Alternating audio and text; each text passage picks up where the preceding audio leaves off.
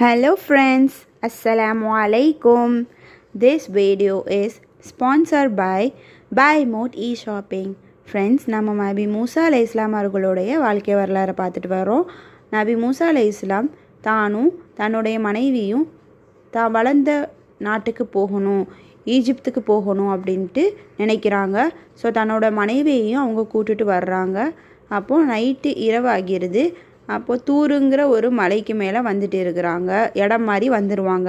அங்கே துவாங்கிற ஒரு பள்ளத்தாக்கு ஒன்று இருக்கும். அங்கே ஒரு மாதிரியான ஒரு வெளிச்சம் தெரியும். அப்போ தன்னுடைய மனைவியிடம் நீ இங்கே ஏறி, நான் போய் அந்த நெருப்பு மாதிரி தெரியும், அதை போய் நான் எடுத்துகிட்டு வரேன் அப்படின்னு சொல்லிட்டு போவாங்க. அப்போ அங்கே போன உடனே அவங்களுக்கு ஒரு குரல் கேட்கும். அது வேறு யாரும் இல்லை, அல்லாஹ் தான் மூசா நபியிடம் பேசுவாங்க. அதை கேட்டதும் நபி மூசா அலைஹிஸ்ஸலாம் ரொம்ப ஆச்சரியப்படுவாங்க. அவங்களுக்கு நம்பவே முடியாது. அப்போது அல்லாஹ் என்ன செய்வான், நபி மூசா அலைஹிஸ்ஸலாமிடம் ஒரு கைத்தடி ஒன்று இருக்கும். அதை நீங்கள் கீழே வீசுங்க அப்படின்னு சொல்லுவாள். அது கீழே வீசின உடனே அது பாம்பாவிரும். அந்த பாம்பை பார்த்த உடனே நபி மூசா அலைஹிஸ்ஸலாம் பயந்து அப்படியே ஓடுவாங்க. நீங்கள் எதுவும் ஓட வேண்டாம், நீங்கள் அந்த பாம்பை திருப்பி பிடிங்கன்ட்டு அல்லாஹ் கட்டளையிடுவான். அப்போ அந்த பாம்பை பிடிக்கக்குள்ளே அவங்களுக்கு திருப்பியுமே அந்த கைத்தடியாக மாறிடும். உங்களோட கையை உங்கள் சட்டை பாக்கெட்டில் விடும்படி சொல்லுவான். அவங்க கையை உள்ளக்க விட்டு எடுக்கும்போது அந்த கை ரொம்ப பிரகாசமாக வெளிச்சமாக தெரியும். திருப்பி பாக்கெட்டுக்குள்ளே விடும்போது நார்மலான கை மாதிரி வந்துடும். ஸோ நீங்கள் ஃபிரௌனிடம் செல்லுங்கள், அவங்களுக்கு புரிய வைங்க, அங்கே இருக்கிற மக்களை காப்பாற்றுங்க, அவங்களுக்கு இஸ்லாத்தை எத்தி வைங்கன்ட்டு அல்லாஹ் சொல்லுவான்.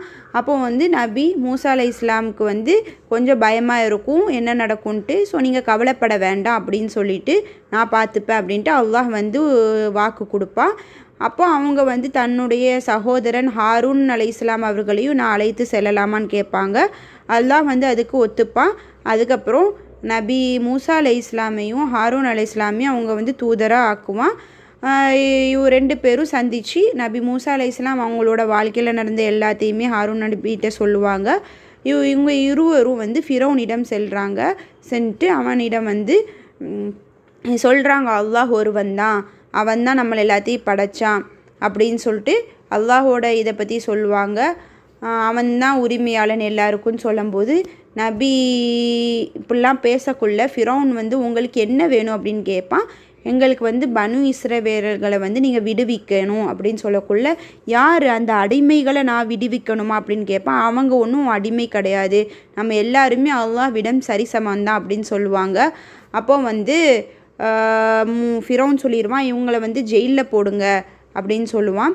உடனே தன்னிடம் இருந்த கைத்தடியை கீழே போடுவாங்க, அது பாம்பாக மாறும். அதுக்கப்புறம் பாக்கெட்டில் கை விட்டு எடுப்பாங்க, அது வெளிச்சமாக ஆகும்.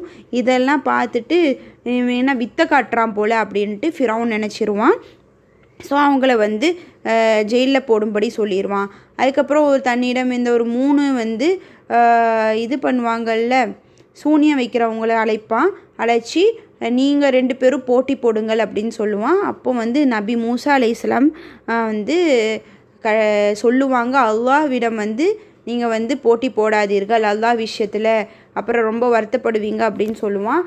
அதெல்லாம் காதிலே வாங்காமல் அந்த 3 சூனியக்காரர்கள் தன்னிடம் இருந்த இதை கயிறை போடுவாங்க, அது பாம்பாக மாறிடும்.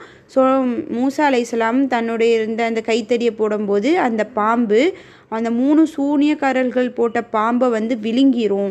இதை பார்த்து அனைத்து கூட்டங்களும் அந்த சூனியக்காரர்களும் ரொம்ப அதிர்ச்சி ஆயிடுவாங்க.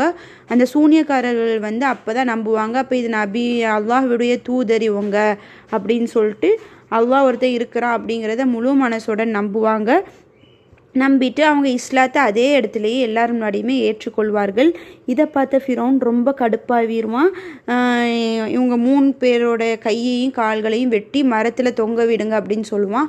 அப்போ கூட தன்னோட உயிர் போனாலும் பரவாயில்லைன்னு சொல்லிட்டு அவங்க அல்லாஹ்வுக்காண்டி அந்த ஈமான 3 பேருமே பிடித்து வைப்பார்கள். அதுக்கப்புறம் அவங்க வாழ்க்கையில் என்ன நடக்கும், மூசா நபியும் ஹாரூன் நபியும் என்ன பண்ணுவாங்க அப்படிங்கிறத நம்ம அடுத்த வீடியோவில் சந்திக்கலாம் ஃப்ரெண்ட்ஸ். உங்களிடம் விடை பெறுவது உங்கள் முஜா. பாய் பாய்.